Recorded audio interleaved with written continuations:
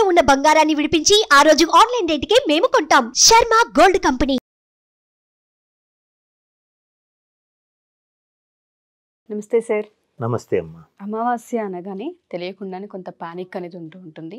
Especially గర్భిణీ స్త్రీలకు కానివ్వండి, ఇంట్లో చంటి పిల్లలు ఉన్న వాళ్ళు కానివ్వండి, కొంత బయటికి వెళ్ళొద్దని, ఈ టైం రాగానే బయట ఉండొద్దని చెప్తూ ఉంటుంటారు. అమావాస్యకి తెలియకుండా ఒక పానిక్ సిచ్యుయేషన్ క్రియేట్ చేశారు మన తెలుగు వాళ్ళు. బట్ కొన్ని సందర్భాల్లో మనం చెప్తాం అమావాస్య అనేది చాలా ప్రీషియస్. అది అమావాస్య వచ్చినప్పుడు కొన్ని క్రియలు మనం జరిపిస్తే పాజిటివ్ ఎనర్జీ ఉంటుంది, కలిసి వస్తుందని చెప్తూ ఉంటారు. మరి ఈ శ్రావణ మాసంలో వచ్చిన ఈ అమావాస్యకి ప్రత్యేకత ఏంటి? చాలామంది ఆర్థికంగా ఇబ్బంది పడుతూ ఉంటుంటారు, వాళ్ళకి కానివ్వండి, వ్యాపార రీత్యా ఇబ్బంది పడుతుంటారు, వాళ్ళకి కానివ్వండి. ఈ అమావాస్యకి ఎటువంటి పూజలు కానివ్వండి, పరిహారాలు కానివ్వండి చేయొచ్చు అంటాం అసలు? శ్రీ మహాగణాధిపతయే నమః. ఇక్కడ అమావాస్య, పౌర్ణమి, అలాగే పాడ్యమి నుంచి విధియ, తదియ, చవితి, ఇట్లా వరుసగా తిథులు 15 తిథులు. ఈ 15వది అమావాస్య కానీ పౌర్ణమి కానీ అవుతుంది. ఈ తిథుల్ని నిర్ణయించేటువంటి విధానం మన జ్యోతిషశాస్త్ర రీత్యా మన పూర్వీకుల నుంచి వచ్చినటువంటి మన పెద్దవాళ్ళ యొక్క మేధస్సు, అంటే వాళ్ళ పంచాంగ గణన విధానం.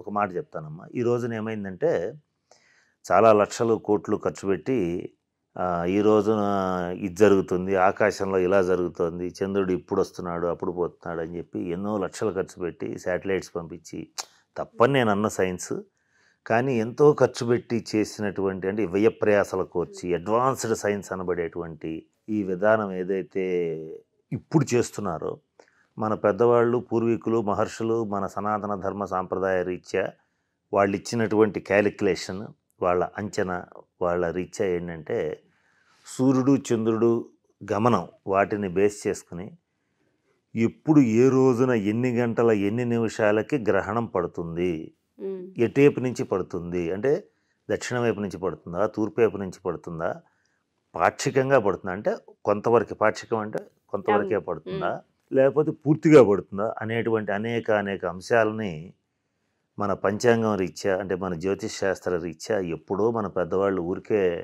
అక్కడ అరుగు మీద కూర్చుని ఇట్లా రాసేసి డిసైడ్ చేసి ఇచ్చేశారు. అంటే సైన్స్ తప్పని నేను అన్ను. అలాగనే ప్రాచీన మన సాంప్రదాయ విధానాలు కానీ, మన ప్రాచీన మహర్షుల యొక్క, మన పెద్దవాళ్ళ యొక్క మేధోశక్తి కానీ తక్కువ అని అంటానికి వీల్లేదని మాత్రం చెప్తాను. ఇందులో నేను చెప్పదలుచుకున్న అదొకటే తప్ప సైన్స్ అంతా ట్రాష్, వాళ్ళే అలా చెప్పట్లేదు నేను. వాళ్ళంత సునాయాసంగా చేయగలిగారు. అది మన వాళ్ళ యొక్క మేధస్సు.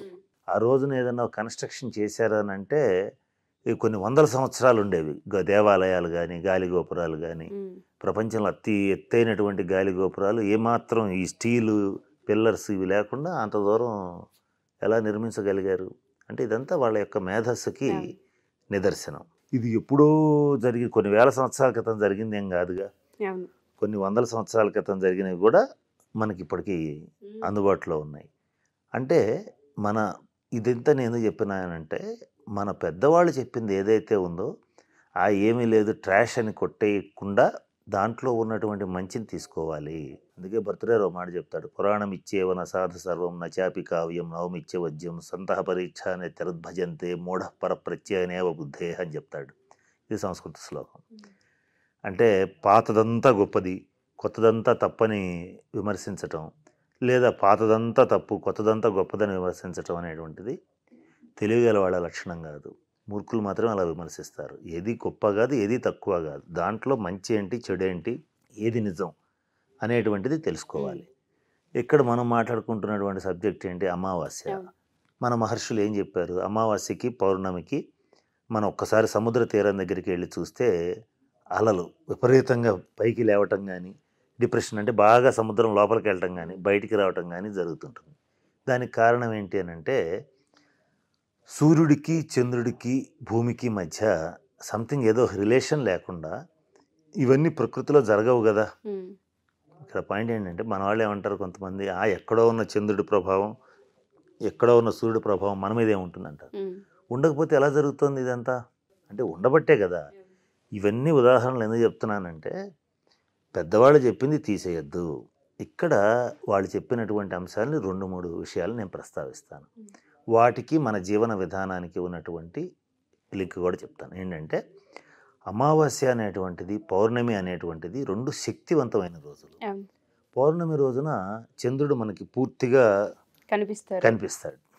అమావాస్య రోజున అసలు కనిపించడు. అమావాస్య రోజున కనిపించడు. ఎందుకని? మా వస్య అస్య అంటే చంద్రుడు ఉండడు అని అర్థం. ఉన్నటువంటి చంద్రుడు మనకు కనపడ్డాడు.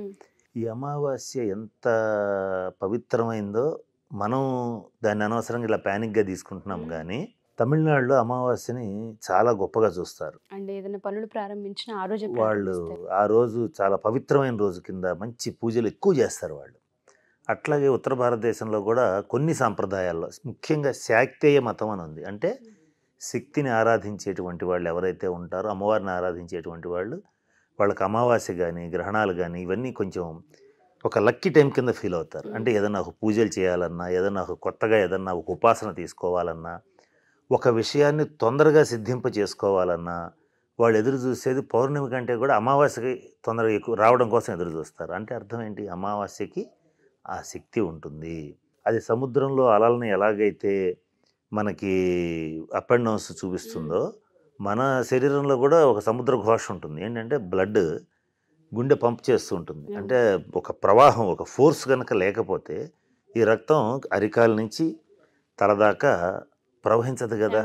అంటే అలలుగా ముందుకు ఫోర్స్డ్గా ముందుకి వెనక్కి ఫిల్టరేషన్లో శరీరంలో జరుగుతూ ఉంటుంది ఆటోమేటిక్గా. ఇది జరుగుతూ ఉన్నప్పుడు ఈ అమావాస్య పౌర్ణములకు ఏమవుతుంటుందంటే సాధారణంగా కొంచెం తీవ్రంగా ప్రవహిస్తుంది. ఏది సముద్రపు అలల్లాగానే మన శరీరంలో ఉన్నటువంటి బ్లడ్ కూడా అంతే తీవ్రంగా ముందుకి వెనక్కి వెళ్తూ ఉంటుంది. అందుకని అమావాస్య వచ్చే ముందు రోజు కానీ, అమావాస్య రోజు కానీ, అట్లాగే అమావాస్య తర్వాత రోజు కానీ, వైస్ వర్సా పౌర్ణమికి కూడా కొద్దిగా మానసికంగా అసమతుల్యంగా ఉన్నటువంటి వాళ్ళు ఎవరైతే ఉంటారో, అంటే కొంచెం మెంటలీ డిస్టర్బ్డ్ ఎవరు ఉంటారో వాళ్ళకి ఆ ఇది ఎక్కువైపోతుంది, అది వాళ్ళకి ఆ యాంగ్జైటీ ఎక్కువైపోతుంటుంది. మనం కూడా ఒక్కోసారి తెలియకుండా ప్రతిరోజు అందరూ క్యాలెండర్ చూసుకోరు, ఎవరి పనులు వాళ్ళు చేసుకుంటూ వెళ్తుంటారు. వెళ్తుంటే ఏంటి వాళ్ళు నాకు ఇంత రోజు చేస్తే రెగ్యులర్ వర్కే కదా, ఎంత యాంగ్జైటీగా ఉంది ఏంటి, ఇంత టెన్షన్గా ఉంది ఏంటి అనుకుంటుంటారు. తీరా చూస్తే ఏంటంటే క్యాలెండర్లో అమావాస్య ముందు రోజు, తర్వాత రోజు, అమావాస్య రోజు, అట్లాగే పౌర్ణమి, ఇది తెలుస్తుంటుంది మనకి. దీనికి కారణం ఈ చంద్రుడికి మన శరీరంలో లేదా మన శరీరం మీద ఉన్నటువంటి సూర్యచంద్రుల గమనం ఏదైతే ఉంటుందో అది మన మీద చూపించేటువంటి ప్రభావమే. ఆ సమయంలో అందుకని కొంచెం మనకి మామూలు వాళ్ళకే కొంచెం తిక్కలేసినట్టు ఉంటుంది. అంటే కొంచెం టెన్షన్గా ఉంటుంది, యాంగ్జైటీగా ఉంటుంది, ఒక ముక్కలో చెప్పాలంటే. ఈ సమయంలో అందుకని మన పెద్దవాళ్ళు ఏం చేశారంటే, సరిగ్గా ఉపయోగించుకోండి ఈ సమయాన్ని. ఈ సమయంలో ప్రకృతి శక్తులు, ఇదంతా ప్రకృతే కదా, ప్రకృతి శక్తులన్నీ మనకి దగ్గరగా ఉంటాయి కనుక ఆ సమయంలో మీరు ఏదైతే సంకల్పం తీసుకుంటారో ఆ సంకల్పాలు నెరవేర్చుకోవాలి అనుకున్నప్పుడు పౌర్ణమి రోజున కానీ అమావాస్య రోజున కానీ కొన్ని సంకల్పాలు చేసుకునేటట్లయితే తప్పనిసరిగా అవి ఖచ్చితంగా బలంగా ఉంటాయి. ఇందాక మనం చెప్పుకున్నాం కదా, ఈ ప్రకృతి రీత్యా మన మీద వాటి ఎఫెక్ట్ ఎక్కువ ఉంటుంది. అయితే ఇక్కడ పౌర్ణమి కంటే కూడా అమావాస్యకే ఎక్కువ ఉంటుంది. దీనికి కారణం కూడా ఏంటంటే, మనం కొంచెం గమనిస్తే శివరాత్రి ఎప్పుడు వస్తుంది? అమావాస్య ముందు రోజు చతుర్దశిని శివరాత్రి అంటాం. లైకారకుడైనటువంటి శివుడు ఉద్భవించినటువంటి రోజు, శివ కళ్యాణం జరిగేటువంటి రోజు. అంటే ఈ సర్వం సహా శుభమూర్తి అయినటువంటి ఐశ్వర్యకారకుడు, విభూతికారకుడు. విభూతి అంటే ఐశ్వర్యం, బూడిద కాదు. విభూతి అంటే ఐశ్వర్యం. ఐశ్వర్యకారకుడు, లక్ష్మీ ప్రదాత, కుబేరుడికి అఖండమైనటువంటి ధనయోగాన్ని ఇచ్చినటువంటి శివుడు ఉద్భవించినటువంటి రోజు అమావాస్య ముందు రోజు ఉద్భవించాడు. లింగోద్భవ కాలం అంటారు ఆ రోజు అర్ధరాత్రి. అంటే అటువంటి పవిత్రమైనటువంటి దైవ సంబంధమైన రోజు అది. దాన్ని పట్టుకుని మన వాళ్ళు దాన్ని అమావాస్య అర్ధరాత్రి 12 గంటలు అని చెప్పి వీళ్ళు భయపెట్టేశారు. అయితే అది అబద్ధమా అంటే అది అబద్ధం కూడా కాదు, కొంతవరకు నిజం. ఎలాగంటే కొన్ని దుష్టశక్తులు కొన్ని సమయాల్లో కొంచెం ఎక్కువగా ప్రేరేపితం అవుతాయి.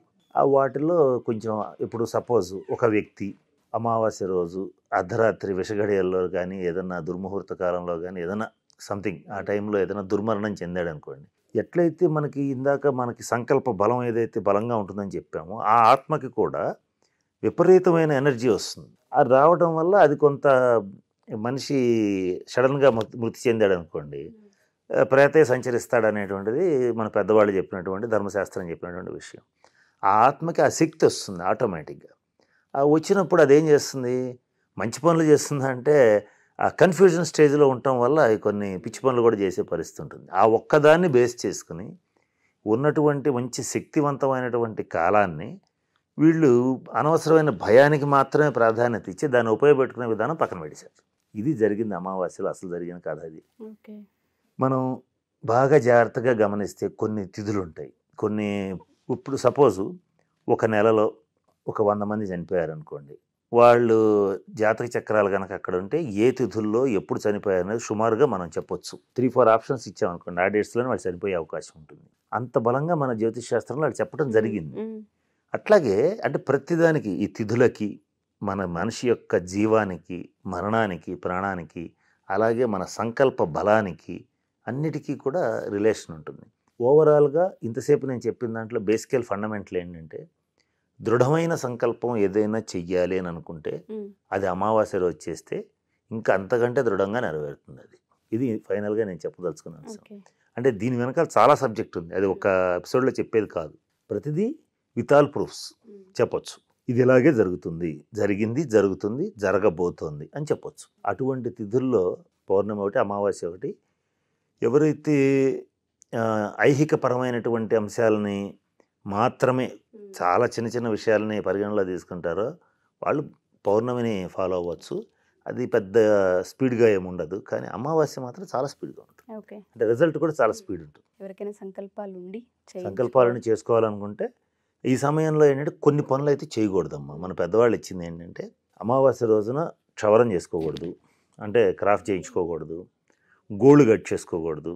అట్లాగే కొంచెం చెప్పచ్చో చెప్పకూడదు కానీ ఇటువంటి సంసారం ఇట్లాంటి కార్యక్రమాలు చేయకూడదు. చేస్తే ఏమవుతుందంటే కొంచెం తీవ్రమైన ప్రవృత్తి ఉన్న వాళ్ళు పుడతారు. ఏమవుతుందంటే దాంట్లో ఇందాక నేను చెప్పాను కదా, అదేదైనా ఏదో అంటారు చూడండి, భాష ఒకసారి చెప్తే 100 సార్లు చెప్పినట్టే అని. అట్లాగే అమావాస్య రోజున ఒకసారి చేస్తే 100 సార్లు చేసినట్టే. ఆ సమయంలో పుట్టేటువంటి వాడు ఎవడైతే ఉంటాడో వాడికి తీవ్రమైనటువంటి శక్తి ఉంటుంది. ఈ రోజున యుగ ధర్మాన్ని అనుసరించి బాగా శక్తివంతుడు ఏం చేస్తాడు, ఎవడో అంతుంటాడు. అందువలన ఏంటంటే, అందుకే పెద్దవాళ్ళు అంటారు అమావాస్య రోజు పుడితే అయితే దొంగ అవుతాడు లేదా చక్రవర్తి అవుతాడు అంటారు. అంటే ఏంటంటే బలవంతుడు అవుతాడు, సంకల్ప బలం, ఇవన్నీ కూడా ఎక్కువ. ఇవన్నీ మన పెద్దవాళ్ళు మనకి చెప్పినవే, ఇవన్నీ మనం గతంలో విన్నవే, ఇప్పుడు వింటున్నవే, రేపు వినబోయేవే. అంటే దొంగ అవుతాడనంటే వాడి మైండ్ నెగిటివ్ వైపు వెళ్ళింది అనుకో, అంటే తప్పుడు పనుల వైపుకి, రాంగ్ డైరెక్షన్లో వెళితే వాడు బందిపోటో, దొంగో, డెకాయిటో, ఏదో బాంబులు పెట్టేవాడో, ఏదో దుర్మార్గుడు అవుతాడు. అదే మంచి వైపు వెళితే చక్రవర్తి అవుతాడు, అంటే చాలా గొప్పవాడు అవుతాడు, రాజు అవుతాడు, 10 మందికి నాయకుడు అవుతాడు, అన్నీ సాధించుకోగలుగుతాడు. అంటే ఆ సంకల్పం అనేటువంటిది అంత బలంగా పనిచేస్తుంది. ఇదే పౌర్ణమి నాడు అని చెప్పి చెప్పలేదే ఎవరు, అమావాస్య నాడనే చెప్పారు. అంటే అర్థం ఏంటంటే ఏదైనా 100 రెట్లు బలంగా పనిచేసేటువంటిది అమావాస్య తిథి. ఇది ఇంకొకటి ఎందుకు మన వాళ్ళు భయపెట్టిన కారణం ఉంది. పితృదేవతలకి అమావాస్య అత్యంత ప్రీతికరం. ఆ అమావాస్య రోజున తర్పణాలు వదులుతుంటారు. సనాతన ధర్మం పాటించేటువంటి బ్రాహ్మణులు ఇప్పటికీ కూడా తర్పణాలు ఇస్తూ ఉంటారు. తర్పణాలు ఇవ్వటువంటి పితృదేవతలకి నీళ్లతో అర్ఘ్యం అట్లా ఇస్తుంటారు అనమాట. అంటే వాళ్ళకి నీళ్ళు, ఆహారం అవన్నీ ఇవ్వాలి కదా, ఈ తద్దినాలు ఇవన్నీ పెట్టేటప్పుడు ఇస్తారు కదా, అలా ఇస్తూ ఉంటారు. అలా ఇస్తుంటే పితృదేవతలు ఆ రోజున దగ్గరగా వస్తారు అమావాస్య రోజున, కాబట్టి వాళ్ళకి అది ఇస్తూ ఉంటారు. ఎక్కువగా ఏమైందంటే అటువైపు ఆలోచించారు కానీ ఇటేపు ఎవరు ఆలోచించాల, ఒక పాజిటివ్ యాంగిల్ అనేది ఎవరు చూడలే దాంట్లో. ఇప్పుడు దీపావళి అమావాస్య ఉంది, దీపావళి అమావాస్య రోజున లక్ష్మీదేవి పూజ చేస్తాం. ఎందుకని లక్ష్మీదేవి పూజ పుట్టిందంటాం ఆ రోజున, అమావాస్య రోజున ఉత్తరా నక్షత్రంలో జన్మించింది, శుక్రవారం అని చెప్పుకుంటాం జనరల్గా, సహజంగా జరిగేటువంటిది. సరే, ఇక్కడ మనం కాస్త జాగ్రత్తగా గమనిస్తే అమావాస్యకి అత్యంత ప్రీతిపాత్రమైనటువంటివి. ఆ ప్రీతిపాత్రమైనటువంటి అమావాస్య రోజున మనం దీపావళి అమావాస్య చేసుకుని లక్ష్మీదేవి పూజ చేస్తాం. అట్లాగే చేసుకోవచ్చు. ఇక్కడ కూడా ఏంటంటే ఆ రోజున ఎవరైతే ఏ సంకల్పంతో అయితే పూజ చేస్తారో, లేదా జపం చేస్తారో, లేదా సంకల్పించుకుంటారో, బలంగా ఎఫర్మేషన్స్ చేస్తారో, వాళ్ళకి ఆ కోరిక చాలా త్వరగా నెరవేరుతుంది. ఇది అమావాస్యకు ఉన్నటువంటి చరిత్ర. కానీ చాలా ఎక్కువ ఉందమ్మా, దీంట్లో చాలా చెప్పవలసింది ఉంది. మనకి టైం చాలదు కనుక బ్రీఫ్గా చెప్పేశాను. తప్పకుండా సార్, కుదిరితే మనం ఒక సిరీసే ప్లాన్ చేద్దాం దాని మీద. ఎందుకు అంటే దీనిపైన ఉన్న అపోహ అనేది ఫస్ట్ పోవాలి. అండ్ చాలామందికి ఈ నాలెడ్జ్ కూడా అవసరం ఇవాళ రేపు. సమస్యలతో పోరాడడమే సరిపోతుంది. సమస్యకి పరిష్కార దిశగా ఒక రోజు ఉంటుంది. దాన్ని మనం పరుచుకోవచ్చు అనేది ఈ ఎపిసోడ్ త్రూ చాలామందికి అర్థమవుతుంది. Thank you so much. And especially చాలామంది అడిగేది ఏంటంటే, ఈ సెప్టెంబర్ 15వ తారీఖు వైభవలక్ష్మి వ్రతాన్ని మనం చేయబోతూ ఉన్నాము. చాలా కాల్స్ వస్తూ ఉన్నాయి. చాలామందికి కన్ఫ్యూజన్స్. అంటే బ్రాహ్మీ ముహూర్తం అంటే ఏ టైంలో ఉండే అవకాశం ఉంటుంది, అండ్ ఎవరైనా అటెండ్ అవ్వచ్చా, ఆడవాళ్ళు మాత్రమే అటెండ్ అవ్వాలా పూజకి, ఇట్లా చిన్న చిన్న డౌట్స్ ఉన్నాయి. ఒకసారి దాని గురించి సార్. కుటుంబం మొత్తం అటెండ్ అవ్వచ్చా అని కూడా అడుగుతూ ఉన్నారు. ఇక్కడ బ్రాహ్మీ ముహూర్తం అంటే తెల్లవారుజామున ఈ సూర్యోదయం కంటే ముందు ఒక 2:30 గంటలు, అంటే మన కాలమానం ప్రకారం తీసుకుందాం బ్రీఫ్గా. అంటే స్ట్రైట్గా చెప్పాలంటే 3 నుంచి 5:30 మధ్యలో అనుకోండి అప్రాక్సిమేట్లీ. ఈ ముహూర్తం అనేటువంటిది చాలా ఇప్పుడు బలమైనటువంటిది. ప్రతిరోజు ఈ టైం చాలా బలమైంది. ఎక్కువ మంది ఈ సమయంలో నిద్రలేస్తారు. మ్యాక్సిమం 5 గంటలకల్లా నిద్రలేస్తారు. మనం చాలామంది జీవిత చరిత్రలు చదువుకుంటే ఈ కాలానికి వద్దాం, అక్కడి నుంచి ఈ కాలానికి వద్దాం. జీవిత చరిత్రలు చదువుకుంటే 5 గంటలకల్లా లేచేవాళ్ళు చాలా సక్సెస్ఫుల్ పర్సన్స్ అవుతుంటారు. దానికే రబిన్ శర్మ 5 AM క్లబ్ అని ఒక బుక్ కూడా రాశాడు. అంటే ఈ రోజున ఆయన చెప్పాడు, మన పెద్దవాళ్ళు ఎప్పుడో చెప్పారు, బ్రాహ్మీ ముహూర్తంలో నిద్రలేవాలి, నిద్రలేస్తే మనకి మంచి జరుగుతుంది, మన సంకల్పాలు నెరవేరుతాయి, హెల్దీగా ఉంటాం, ఐశ్వర్యవంతులం అవుతాం, దిగులు లేకుండా ఉంటాం అని చెప్పి ఆ రోజే చెప్పారు వాళ్ళు. అంటే ఇక్కడ 5 గంటల లోపు ఆ కార్యక్రమం అయిపోవాలి. 5-5:30 లోపల ఈ పూజా కార్యక్రమం అయిపోవాలి. అంటే 3 నుంచి 5-5:30 లోపల ఈ ప్రోగ్రాం కనుక అయిపోతే మనకేంటంటే ఆ సమయం బలమైనటువంటి సమయం. అది ఫస్ట్ పాయింట్. అది బ్రాహ్మీ ముహూర్తంలో చేసుకోవడం అంటే బ్రహ్మ ముహూర్తం. అది బ్రాహ్మీ ముహూర్తం అంటే బ్రాహ్మణుల ముహూర్తం అని కాదు. బ్రహ్మ ఒక రకంగా నిద్రలేచే ముహూర్తం అనుకోండి, బ్రహ్మకి ఇష్టమైంది అనుకోండి, ఏదన్నా అనుకోండి, దాంట్లో మన పెద్దవాళ్ళు పెట్టిన అర్థం. ఆ సమయంలో మంచి దైవ కార్యాలకి చాలా మంచిది. మన శరీరానికి కూడా మంచి జవజీవాలు పుడతాయి. ఆ సమయంలో నిద్రలేచే వాళ్ళకి వాళ్ళ తేజస్సే వేరుగా ఉంటుంది. కాబట్టి ఆ సమయంలో చేసుకోవాలి. అది ఆ టైం యొక్క ఇంపార్టెన్స్. తర్వాత రెండవది, స్త్రీలు, పురుషులు, పిల్లలు ఎవరైనా సరే పార్టిసిపేట్ చేయొచ్చు.